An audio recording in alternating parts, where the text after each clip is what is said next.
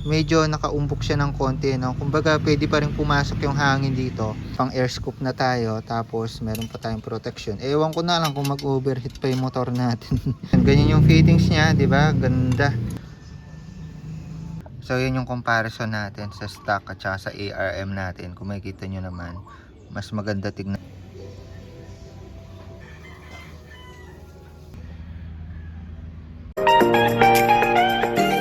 So magandang hapon sa inyo, Moto Arc here. At sa video ito ay mag-install tayo ng NSA titanium radiator cover para dito kay Scarlett. So may video na tayo about dito sa fast bikes natin. So na-install natin yan nung isang araw. At kung makikita nyo, napakalaki po ng awang niya dito. Kung kaya naman kinakailangan po natin ng pangharang dyan para hindi po mapasukan ng bato yung ating radiator at masira itong mga parang kaliskis niya dyan, no? So ito yung purpose na kuha ko dito sa fast bikes kasi may air scoop po siya dito. Kung makikita nyo, dadaan yung hangin dyan, sasalo niya at mayroon pong silbi yung binili natin na CNC radiator cover.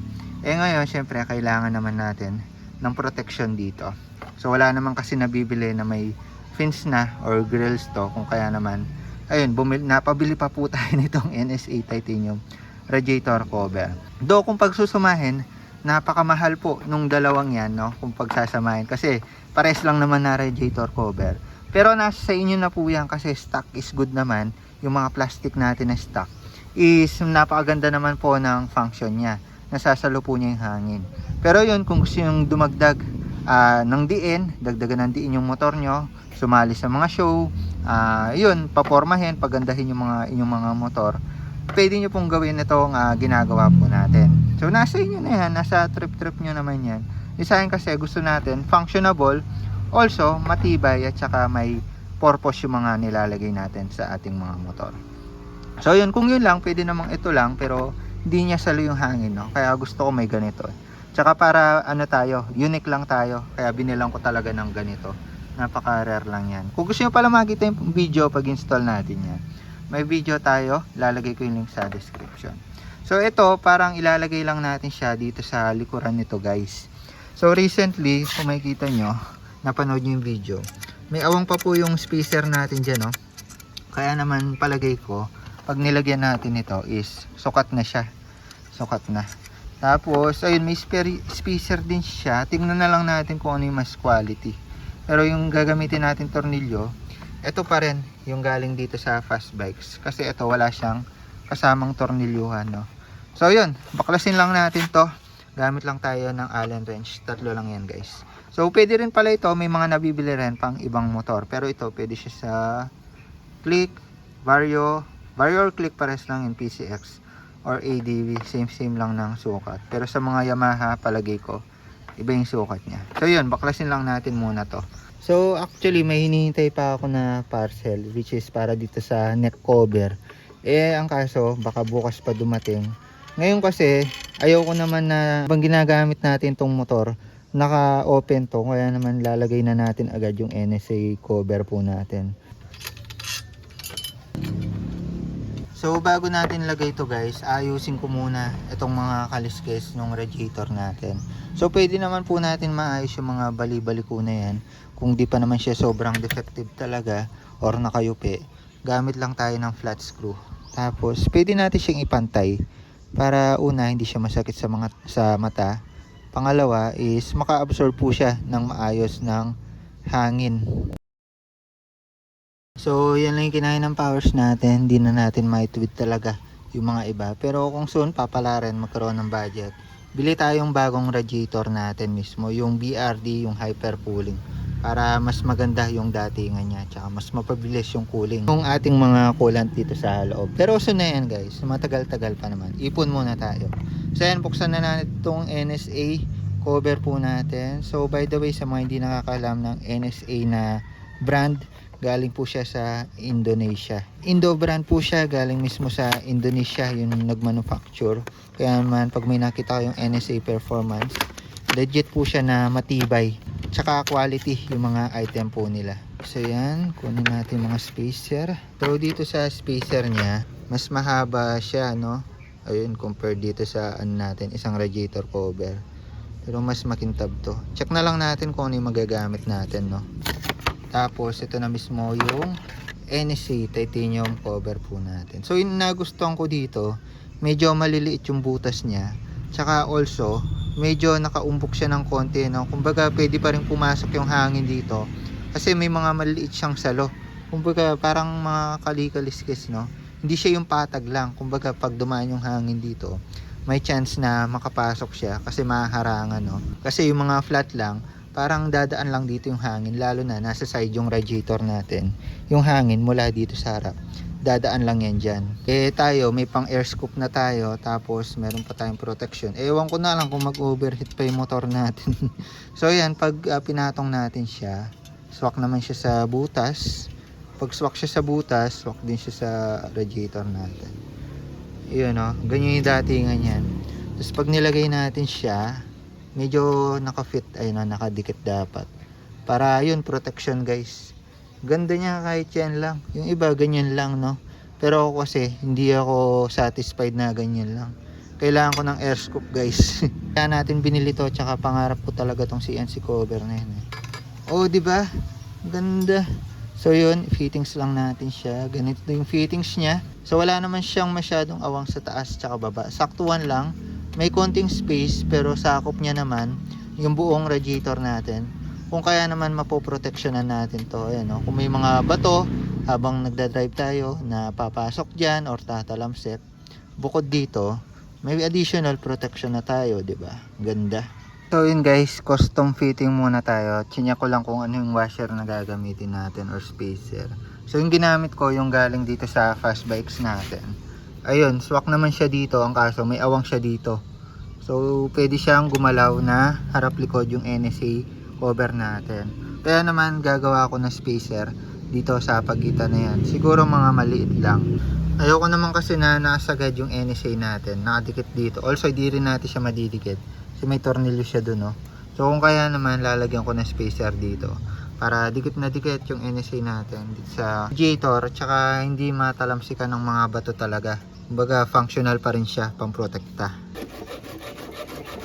Nag-cut po tayo ng maliit na spacer. Ayan. Kinat ko lang itong isang mahaba niya into 3 para mag-act as spacer from NSA papunta sa fast bikes. So yun, idea lang din para sa mga gustong gayahin yung concept po natin or yung fittings po natin. Ganun yung ginawa ko. So about sa mga tornilyuhan, ayun, galing sa fast bikes itong tornilyo. So kung NSA lang yung bibili nyo, kailangan nyo bumili ng aftermarket. Pero yun, lagay na lang din siguro ng link kung saan mabibili yung mga ganitong mahabang bolts. Lagay ko sa description, pati itong NSA, pati itong fast bikes po natin. So para pakita sa inyo yung fittings niya. Kung makikita nyo kasi ito, may mga tornilyo pa siya dyan. Kung kaya naman pag pinatong natin siya dito, may awang talaga yung NSA. Tsaka ito. Ayan. So hindi naman pwedeng yung tornilyo na yung bahalang umipit dyan. So mas okay. May spacer talaga dito. By the way, last time hindi ko pa nalagyan ng thread lock. Itong sa part ng air scoop niya. Mga tornilyuhan dyan. So lalagyan ko muna ngayon kasi baka katagalan lumuwag tas mahulog. Lagyan ko lang to. So ito palang NSA cover po natin is purely titanium po siya. Pati mga grills na yan. Pati itong part na to kung di ako nagkakamali. Kaya naman ayun, no, medyo bronze yung kulay niya. Tapos dito may sunog lang siya dito. Ito palagay ko titanium din. So all titanium naman to. Napaka premium ng quality. Tsaka napakatibay. So hindi ito mangangalawang kasi hindi naman siya bakal, no. So ayan, okay, nasa fittings niya. Nilagay ko muna lahat. Ayan. Pati doon. So may awang siya dito sa gitna. Tapos dikit itong NSA sa radiator natin. Lagyan ko lang din ng thread lock itong mga tornilyuhan para hindi, syempre hindi siya agad matanggal or manakaw. Yeah. Iyon. O diba? Complete package. Ang ganda ng kinalabasan. So sa fittings natin, medyo lumuwag pa pala to ng konti. Konti lang naman, konti yung awang niya. Gusto ko sana medyo nakadikit to. Pero yun, di naman siguro papasok pa yung mga bato-bato dyan. Swak na swak naman siya. Importante kasi yun dito eh. Dito pumapasok yung mga dumi-dumi. Pero ayan, di ba? May harang na siya guys. So yun, nailagay na po natin yung NSA titanium natin. At bago ko kayo bigyan ng montage, dumating nga pala yung ARM radiator neck cover po natin. Pamalit dito sa stock. which is medyo kinakalawang. Tsaka nagkakaroon ng stain. So kung stock pa yung radiator natin is pwede natin lagyan ng ganito para magmukha siyang high quality at saka malinis tignan. Kasi yung mga BRD na radiator is napakamahal. So baka matagal-tagal pa bago natin mapag-ipunan yon. So ito muna ilalagay natin para malinis tignan. Also maganda tignan yung ating mga radiator, no. Premium pa rin yung datingan kahit na stock pa lang siya, no. So yun, nabili ko to online, ilalagay ko na lang din po yung link sa description. Nasa more or less 150 pesos lang siya at CNC aluminum na siya. Medyo makapal na rin siya, no, kala ko nung una.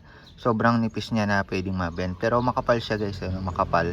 So meron din siyang pang lock dito. Ayan, pang lock, tapos may libre rin po siyang sticker. Bahala na kayo kung saan nyo ilalagay yan. So yun, lagay lang natin to, napaka basic lang naman ilagay. Pero tatanggalin ko muna siguro to kasi mahirapan tayo magkabit, no. So yun, baklas muna, tapos bigyan ko kayo ng montage pagkalagay natin ito.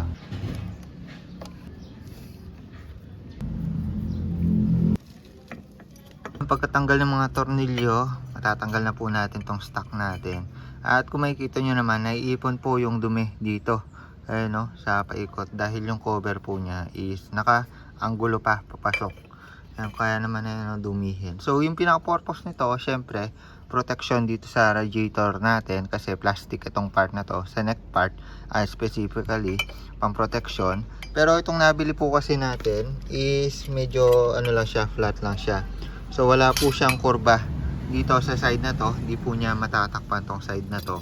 Pero okay lang naman sa akin kasi hindi naman yan prone na matamaan or magasgasan, masira. Tsaka para malinis din natin ng maayos, okay na rin sa akin kahit ganito yung radiator cover natin. Importante itong harap na part is may cover po tayo dyan. So ayan po yung difference, ito po yung ARM natin, ito po yung stock. So yung stock hanggang dito, no, may protection siya. Pero since di naman yan tamain talaga or di naman po siya prone na mabasag or whatsoever, okay lang naman kahit ganito. So ganyan po yung itsura pag nilagay po natin. So yun, nalinis na natin, medyo namumuti lang talaga. So sa fittings naman, swak na swak itong natin nabili. Tapos itong stock na tornilyo pa rin yung gagamitin natin, pero tinry ko itong sobrang CNC body bolts natin. Iba yung thread niya, kung kaya naman hindi ko na siya pipilit, baka masira naman tong tornilyuhan. So okay na tayo dito. So ito pilang natin to. Tsaka ito. So pwede naman palang kamayin. Ayan. So yun yung comparison natin sa stock at saka sa ARM natin. Kung makikita nyo naman, mas maganda tignan to dahil medyo malinis tsaka makinang. Bigyan ko lang kayo ng montage para ma-appreciate nyo po yung NSA titanium natin na nilagay at yung arm neck cover po natin sa ating mga radiator.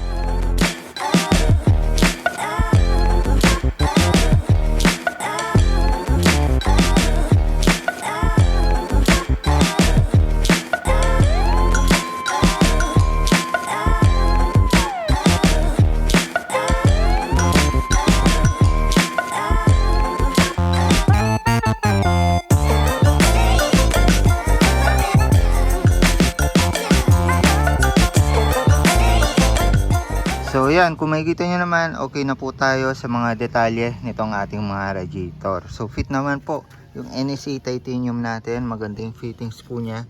Meron siyang awang ng konti dito. Also maganda rin po yung gap niya dito sa ating mga fast bike sa radiator cover. So dito rin sa ARM na cover, fit na fit rin. Also introduce ko na rin kayo dito sa radiator cap po natin. ARM din po yan, tapos CNC. So itong radiator cap po natin is pinapatong lang po siya dun sa stock na cap po natin. Tapos may ipitin lang po tayo dito sa gilid. So gamit lang po kayo ng maliit na allen dyan para mailagay po itong CNC radiator cap cover natin. So soon, kapag nakaipon, siguro upgrade tayo ng ating mga radiator. Gawin natin BRD. Pero sa ngayon, yan na muna, stock. Pero detalyado. Kung makikita nyo naman, napakaganda tignan at napakadetalye. So ilalagay ko po lahat ng link ng mga item na to sa description po natin, or tap nyo yung screen sa lower left, may makikita po kayong basket dyan. So meron dyan NSA titanium cover, pati itong fast bike, also itong neck cover. at radiator cap. So lang muna para sa video nito. The more click, the more you know, detalye ng ating mga radiator. Bye bye.